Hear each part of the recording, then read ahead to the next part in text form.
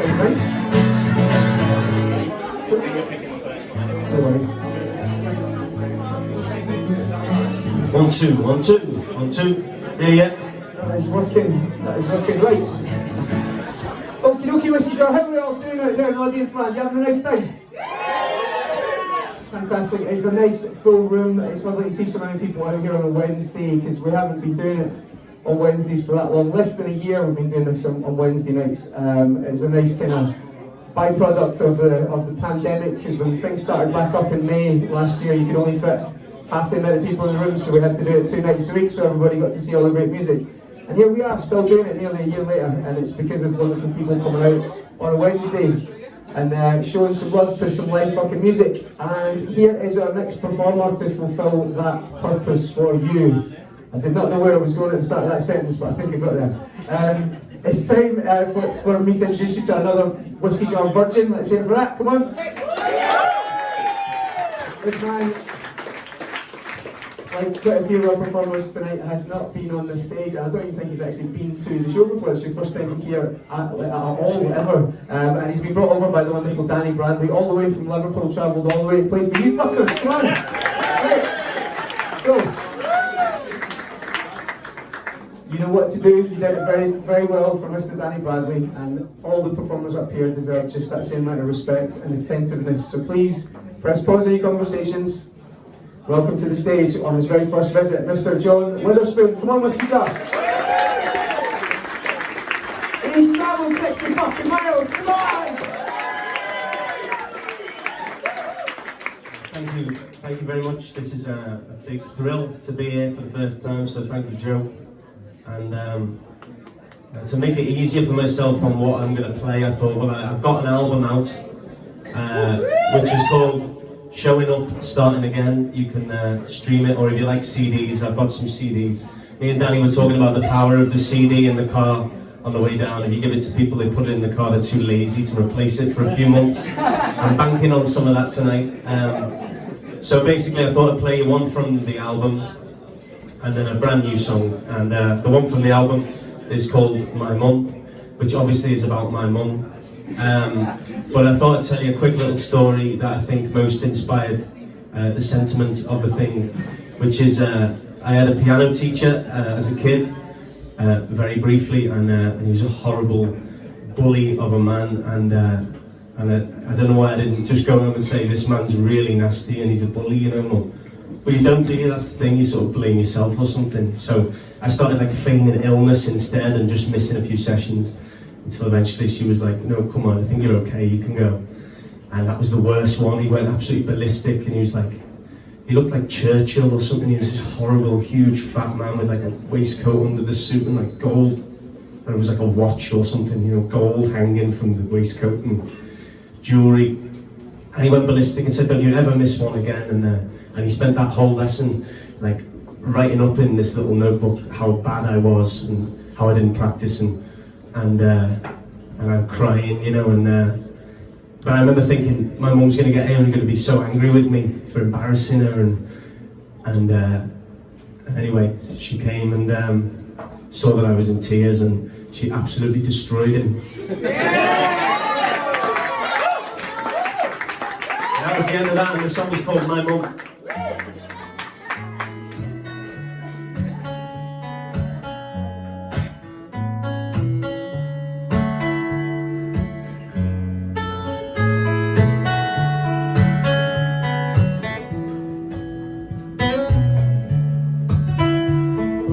Lullabies in vain for me.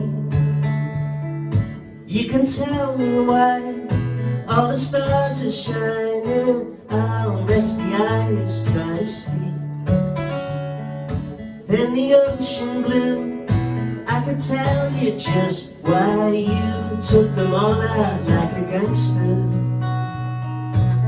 Just as you thought they'd take the piss, they met the judge, the jury, and the hanger. You had to do it for your kids. Thank you for giving me life, I rather like it. Every day I know the strength of your love. There's nothing like it.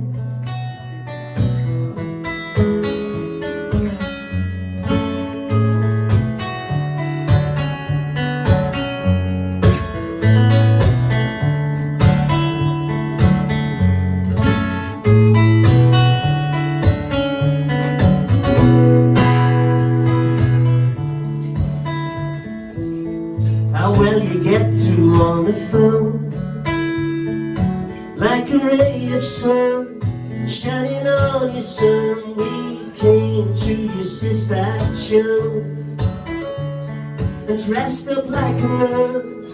I still picked out my moon and cried with the purest feeling of love. Just seeing you singing in the spotlight, cried at the Christmas film with you, 'cause we've had a wonderful life. So thank you for giving me mine. I rather like it. Every day I know the strength of real love. There's nothing like it.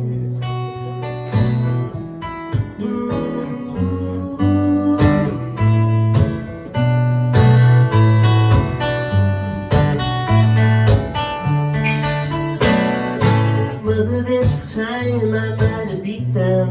I was ready to dance, but I never got the chance. You took the all out like a gangster. Soon as he thought they'd take the piss, they got the judge, the jury, and the hanger. You only did it for your kids.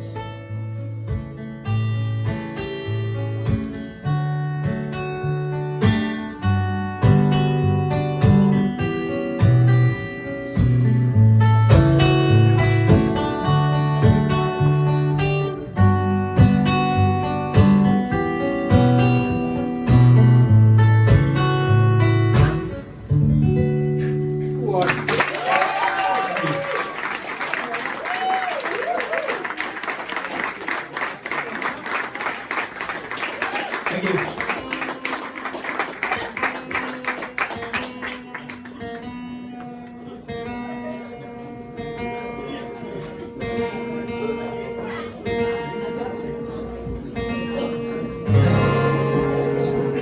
Well, I think I did enough talking with the first song, but this is brand new. This one's a bit different. This is just about learning respect and how long it took, and it's called Shame.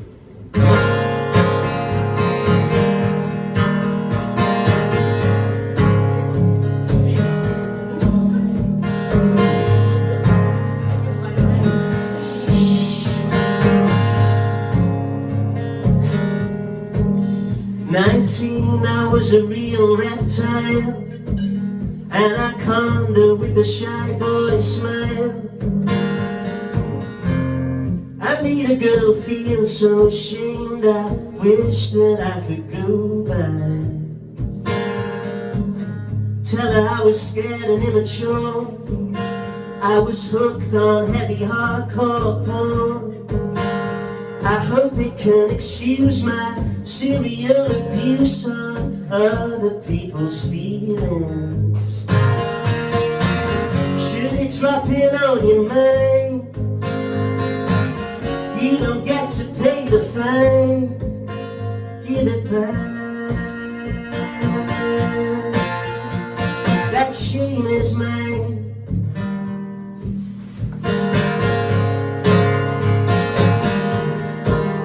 26, I was a dickhead still. I could haven't hurt this girl at will, but she turned me down one time, so I went to bed with her friend. As for that, I was the toothless king. They got nothing, never mind, no strings. 5 minutes later, safely on the pavement, see you when I see you. it mine. You don't get to pay the fine, so give it back. That shame is mine.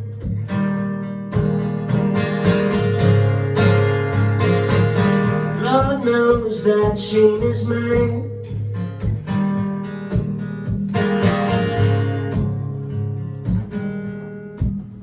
"29, I wasn't done just yet. Didn't know the meaning of respect. I had a girl 10 years younger, think I ruined her life.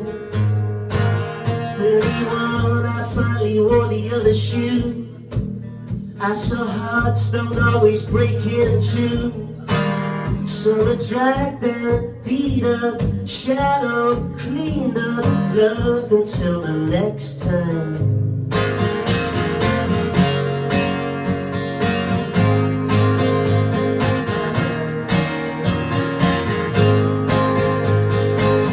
And she was doing it right till she thought she could apologize. Told me give it back, but that shame is mine.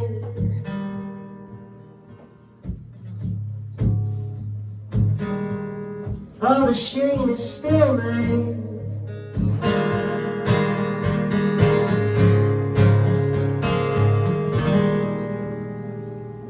Thank you for having me.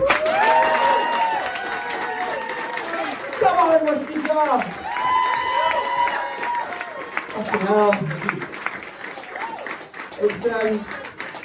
It's an honour to have people travel all that way to come over and play here for a room like this, but when it's a musician who's clearly as good as this man, it's even more special, because I'm sure he could be doing a million and one other things than travelling over here on the promise, on the hope that you may get to do what he does to a room full of people that give a fuck. And I think he's possibly one of the best songwriters we've had come and sit on this stage in the last 8 years. So let's hear it for Joe Mcadam. Come on, Whiskey Joe.